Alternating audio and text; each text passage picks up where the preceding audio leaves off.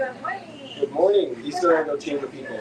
This is Jerry from White Raven Productions, and today interviewing me is I'm Elizabeth, also with White Raven Productions, self-proclaimed CEO, founder, president. founder. Wow, okay, this is exciting. Okay, well, yeah, I guess this is going to be an interesting interview because you know all the inner workings of White Raven, Yeah. and don't go easy on me. I guess. I won't. I definitely have a ton of questions for you, but first I want to start with recognizing the East Orlando Chamber. I would like for you to share with the audience what you enjoy about your membership with the Chamber of Commerce. Oh, hands down, the fact that there's a family vibe to all of the networking that happens within the East Orlando Chamber. Um, I think once you even go to just one event, you'll have 3, 4 names of people that are actually going to be really excited to see you back at the next one. And with that, that's, I have been to a lot of networking events being in the video industry, and it is not always so friendly, it's not always so genuine, and there aren't as many resources lined up behind the words that people exchange with you at some of these meetings. So there's a lot of value in terms of support with even just business organization structure, business cards, business graphics, etc. East Orlando Chamber. I mean, I'm plugging you guys hard, but really there's a lot of value there. Yeah, I agree. I don't think I could ever do what I do outside of White Raven Productions without Dorothy and Andrew and our dearly beloved Trey, who has moved on. Yeah, that's not too soon. Okay. So, Jerry, where can people find out information about White Raven Productions? Like, do you have a website? Are you active on the Chamber's website? Is your information up to date? Yeah, actually, one of the best ways to find my contact information directly, my personal number, is actually going through the directory at the East Orlando Chamber's Commerce website. Good morning. That is eocc.org, and then within the directory, if you look up White Raven Productions, you'll be able to see my direct contact info there. But if you want to check out the website and see the portfolio and the work that we have done in the community, portfolio definitely needs to be updated over the last 6 months, I won't lie, but you can go to whiteraven.website. That's right, not .com, .website, because .com was $5,000. Awesome, yeah. We were just starting out and 5,000 sounded like a lot. So,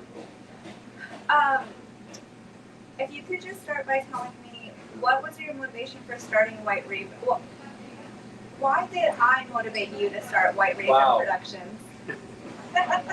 Because you wanted a sugar daddy. No, I'm just kidding. No. White Raven Productions actually really started from, you're taking me back to the roots here. Wow, okay. White Raven Productions was an accident. A happy accident, as Bob Ross would say. That started from me working as a CPS caseworker for the state of Utah, and I was helping some people. I found that people really had a hard time believing in themselves and their image and who they represented themselves to be coming out of incarceration, when that was such a stain on their identity in their eyes. And so I helped people rebrand themselves on social media. A lot of people coming out of incarceration weren't really able to even have a social media presence because they didn't really spend that time to do so. They didn't really know how it functions, etc. So it started out with like basic, not even like headshots, but almost like lifestyle photography to help people build a more optimistic image of themselves internally, first and foremost. And then hopefully that image would then relate to what they were able to achieve, like in the job environment, etc.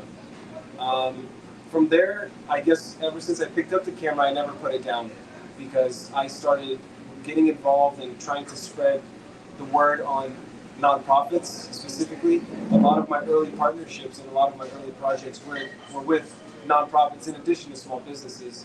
Can you list some of those nonprofits? Just so people get an idea of the scale of projects you might work on. Yeah, initially it started with like small nonprofits, actually in Sacramento, California, which not many people would know about, but it grew quickly to local nonprofits here in the Orlando area. We scaled to American Cancer Society. We have done the Parkinson's Foundation, work for them. We've done work for Salvation Army, and I even just had another client recently. Oh, UCP, definitely UCP. A lot of work with UCP, and so that's kind of. There's been a lot of um,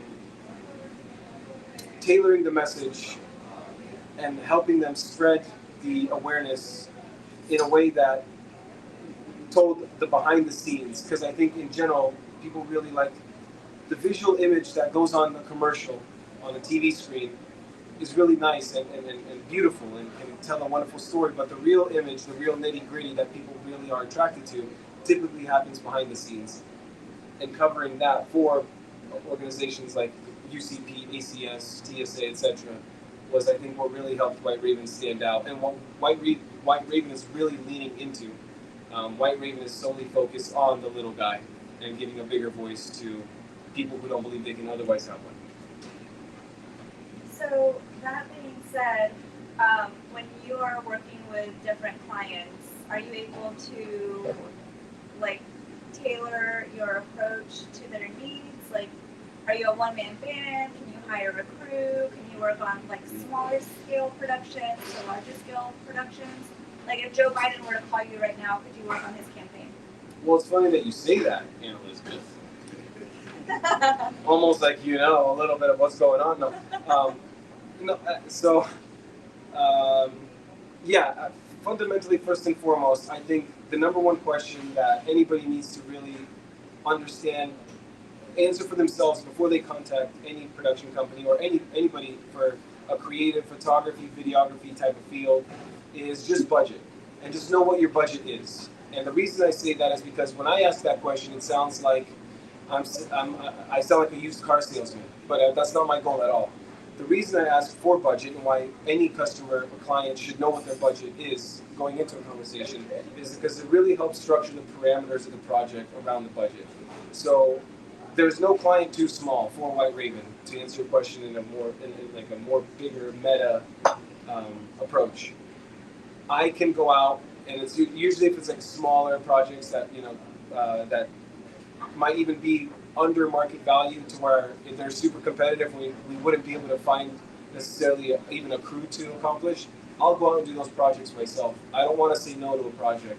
And shooting it as a one-man band is always an option. You can always just get one person, set up audio, set up video, and just roll camera. White Raven has since really scaled with a strong network of other creatives to be able to take on significantly larger projects. And although I'm very proud of that ability, at the core of what White Raven does, it's still always the little guy. The little guy will never be forgotten. The little guy will never be rejected as a result of a busy schedule. But we can scale to large commercial productions. I just got back from North Carolina where we did a 5-figure campaign shoot for a teachers union. And since then, White Raven has partnered with an interesting, dare I say, just producer in the political campaign field that has worked with and scaled even the Biden administration during the 2020 campaign. So the sky's the limit. Again, it all comes down to budget, and that budget being used wisely, because there's always a point, and I want to stress this for sure, there's always a point of diminishing returns based on where the deliverable is going and where it's going to live. If it's a smaller website, and if you're just starting out, you don't need to spend $20,000 on a commercial production for a whole campaign for the quarter, if realistically 500 people might see it. And 500 people is awesome, because if one of those people, or if 1% of those people goes through, that's still 5 customers that you have that you are trying to establish repeat business with. And 5 customers from 500 is actually, really, like, in my opinion, really cool statistics for you to be able to own and hold long term. But yeah, point of diminishing returns, for sure. It's not about overcharging people or giving the customer what they don't want as a result of the work looking good, because there's always a balance of, is this going on White Raven Productions reel as a demonstration of the work that we can do, and is this satisfying the customer? And it has to be a good balance of both. So Jerry, you mentioned, or we talked a little bit about the local nonprofits that you've worked with. Can you just let us know or tell us, how did you meet some of them? Did you meet them through? The East Orlando Chamber of Commerce, without a doubt, is where I met every single one of the nonprofits in the Central Florida area, because the East Orlando Chamber of Commerce has been my go-to resource ever since my wonderful woman pulled me from the lands of California to live here with you in Yeah. in Florida. I actually bought him his chamber membership before he officially moved here. Yes, So it was one of the ways I baited and switched him. that's right. She was the one who forced me, essentially, into the chamber, but I am now that person in your life, telling you to definitely sign up if you're still on the fence. And if you don't like it, you can come talk to me, and I'll personally refund you your money. But that's the White Raven guarantee on the EOCC, is it's that good. Okay, Jerry, so you talked about being able to scale projects according to your customers' needs and, you know, where their deliverables are going to live and what their goals are. What is your approach to putting together these budgets, and whether you put together production schedules or not? Like, how do you approach these clients and their needs? So I like to think of myself as a midwife. And the reason I like to think of myself as a midwife is because the vision lives within the client, and I'm merely there to help deliver the vision. So it's all about discovery conversations, 1000%. It's really a good production company is picking the brain of the client, unless that brain has already been picked by the agency that you're communicating with. So you're constantly asking, where's this video trying? How long do you want this to be? Where is it living? How fast do you need the turnover to be? What do you anticipate? How do you want to have follow-up videos to this? Is this like a test? Are we testing the grounds here? And then are you flexible with shifting what the deliverable is? Maybe instead of 1 5-minute, we have 5 1-minute episodes for you. And the reason you want to, everything lives in the discovery conversation for sure. But the discovery conversation also is my moment as the midwife to to guide to what I know would be more effective, because oftentimes what the good challenge that I find myself in, and one of the hardest things to overcome in my line of work, is analysis paralysis on the customer's end, on the client's end. Because all of a sudden they're so excited for this, and they want it to be absolutely perfect, and they're going to spend the next 18 months making it perfect and not putting at least something out there to get traction on it. So how do you help those clients get the traction that they're looking for? Like, what sets you apart in that area from maybe some of your competitors? Well, we do a lot. I like to, for sure, I believe in fixing it in pre-production. So everything is done in planning. We have to plan everything out. We're not moving forward unless everything is green-lit by you, the client. And I like to ensure that we know exactly what the timelines are, everything. So from the moment that you say yes, you know exactly what to expect and when to expect it. And it's all given to you automatically through software, utilizing AI, etc. So So I think, people definitely recognize you now as someone that's done a lot of work with nonprofit organizations, but can you go and, you mentioned you've done some commercials, you just did a shoot for a union in North Carolina, some political stuff in South Florida. What do your clients look like? Are they just getting commercials? Do you do weddings? Do you ever do photo shoots? Can you go a little bit more into like your portfolio? Yeah. So my approach is trying to the elevator pitch is Netflix quality production at a cost that's affordable to you. And the reason for that is it's all about weddings, yes.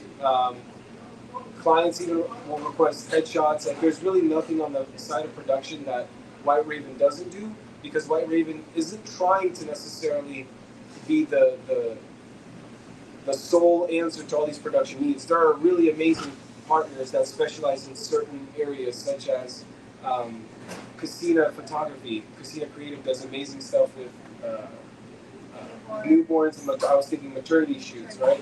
So there are certain specialists even that I would refer out to and say, hey, those are the people. Like if you're looking for a solid, luxurious maternity shoot, Amanda in my network is that person for you. Wedding videos. At this point, I have a dedicated wedding videographer as well that is able to perform a lot of the work when he has availability at a very competitive rate. So the whole idea behind everything is not to undercut the market to the point where it doesn't make sense for or it's not even fair to my other competitors, but presenting a proposal in a way that really satisfies the need and being able to explain to the client what we are compromising on if the budget is lower than what it should be for a certain project. But not saying no, we're not saying we can't do this project. It might not be a 10-hour shoot, it might be a 6-hour shoot that day or whatever it is, but being very honest and transparent about what the deliverable would look like to accommodate the budget. What is your favorite part about White? I'm sorry, can you speak up? I can't hear you. What's your favorite part of White Raven Productions? My CEO. Do you like being behind the camera, in front of the camera, like directing, producing? Oh yeah, directing for sure. I love directing.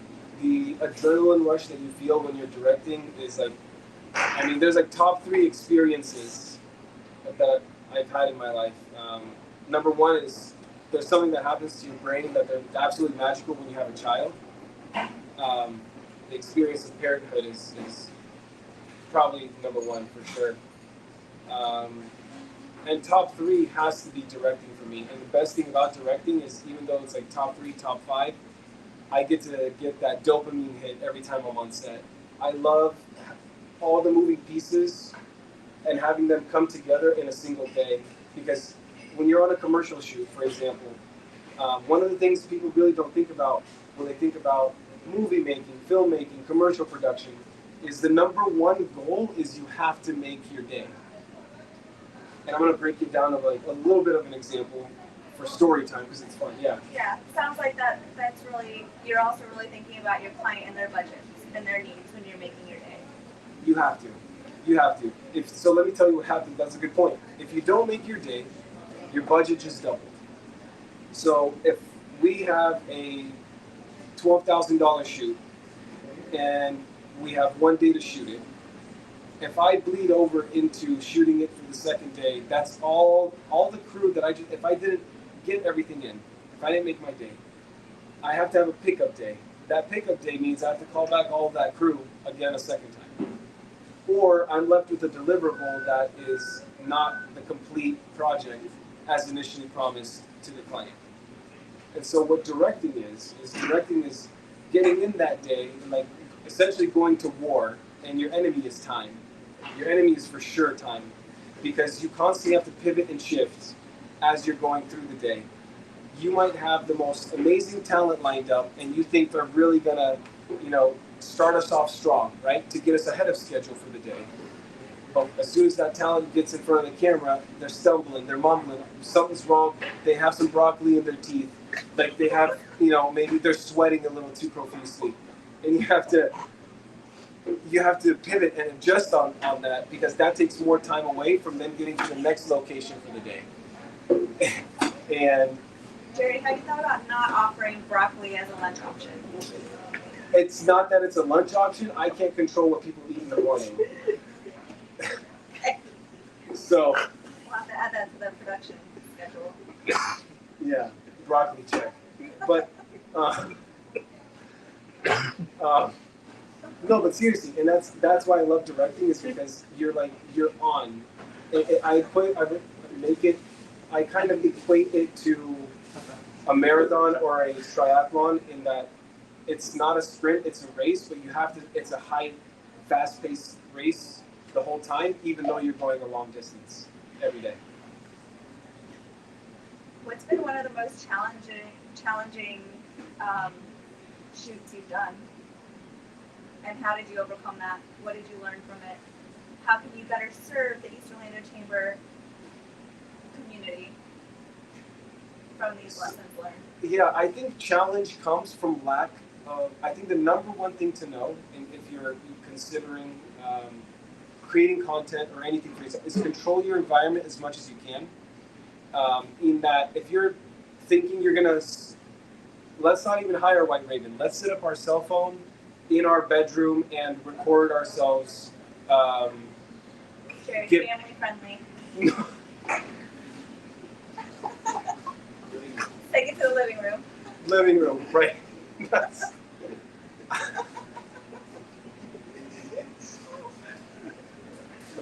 I meant, I do a lot of work in the back.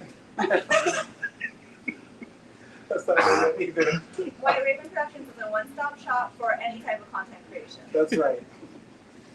No, but like when you place them, even if you have cats in the background or if you have birds, like you want to control as much for even just animals. It's control the environment, control the lighting too.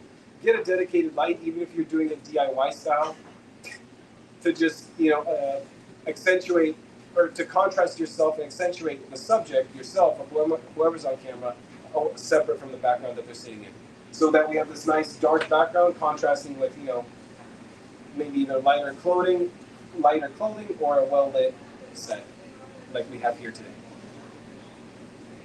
Well, someone did not give me the memo, and I'm wearing black. No, you're actually supposed to be behind the camera, but I decided that it would be so great to have you interview me today. So thank you for doing so. Thank you. So let's say someone is looking to create some content with you. How far out should they start the conversation? How far out are you from booking? And so I guess pre-production, post-production. Yeah. There's no such thing as too soon. And the reason being is a preliminary conversation will definitely help you structure things, because one of the challenges in approaching production is typically if you've never done it before, you don't know where to start. And calling in any production company and just being asking for advice on what the scope of what give them the scope of what you're looking for and ask advice on what that would look like in getting that done. And then you can go back to the drawing board in your own personal time and figure out exactly what you need to stay within your budget.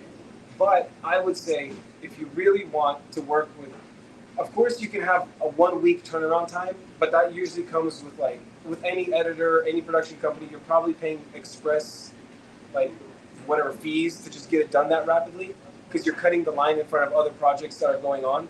Other projects are in the pipeline for about 4 to 6 weeks. So I would say 4 to 6 weeks is a good time to think ahead, with or on whatever, if you have a project in mind. So I feel like we're gonna start getting close to wedding season coming up. Yeah. I'm already thinking summer's. Mm-hmm. I'm already in the fall as far as planning. Mm-hmm. If someone wanted to book you for a wedding, how far out should they start that conversation with you? Again, same answer. I think as soon as possible, because in weddings, what I've noticed in my experience, a lot of wedding videographers do not have a conversation about lighting. Video in general is 99% lighting. I think of that Apple commercial during Apple's recent conference, they advertised the iPhone as being this, they shot a whole incredible piece, and then they essentially revealed that it was all shot with an iPhone, which is true. But what you don't see is the $150,000 of lighting that's all around the iPhone setup. You can really shoot with a potato if you have good lighting. You don't need, a Netflix-approved camera to run a wedding. But a wedding conversation early on with a good, wedding production company talks about where are things happening? Do you have lighting? Once we go from ceremony to reception, is the reception well lit? Where are you guys sitting? If you're doing the ceremony outside, 99% of the time you're using the sun. The sun's a great light source. But what does it look like once you transition inward? And that's really where you can tell the difference in wedding videography quality is not what the outside looks like, but once we move indoors, what does that image appear to be? Is it grainy? Is it dark? Is it noisy? So do you offer lighting packages or any additional packages besides your Netflix included camera? Yes. Like, I mean, what do people get when they work with White Raven Productions? Yeah, I mean the lighting is all a la carte, so it's all based on the needs of the client. But I mean, we can for wedding videography specifically, wedding projects only typically require 2 to 3 lights, and that looks like maybe an additional like $300-400 in general for the day just to rent out those lights. But yeah, absolutely, spotlights, room lights, fill lights, backlights, tubes. At this point, White Raven Production can provide all of those services because we've scaled so aggressively in the last 2 years. Where do you see White Raven Productions in the next 5 years? I for sure want to get. I want White Raven Productions to be known for the content that it's putting through distribution services, streaming platforms, etc. I think there are a lot of really interesting stories that I'm being introduced to as I go through the motions of building out White Raven. I meet a lot of cool people in the nonprofit world, outside of the nonprofit world, in general, just in everyday life, that have really interesting stories that might make for excellent docu-series, etc. I think there are a lot of, some platforms are harder to get those stories into than others. Like Netflix is a high bar to hit. Tubi is significantly less so. Hulu sits somewhere right in the middle.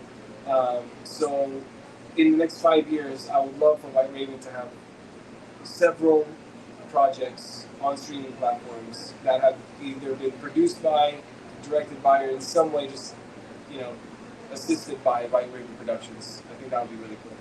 That's the goal. So we only have a couple more minutes here. I know one question you asked me not to ask you was what was your favorite ice cream. So I'm gonna go ahead and ask you, what is your favorite ice cream and why? Mint chocolate chip, because I like the sensations Cool. that happen in my mouth. Now I know why you asked me not to ask. You like toothpaste That's right. for ice cream. But what I like more than mint chocolate chip ice cream is the East Orlando Chamber of Commerce. And I will close out by saying that I wouldn't be here where I am today in Marlowe's Tavern at Waterford Lakes, sitting here getting served this amazing coffee by these wonderful staff and the East Orlando Chamber of Commerce, where we are going to be chilling for a while, and we invite people to come out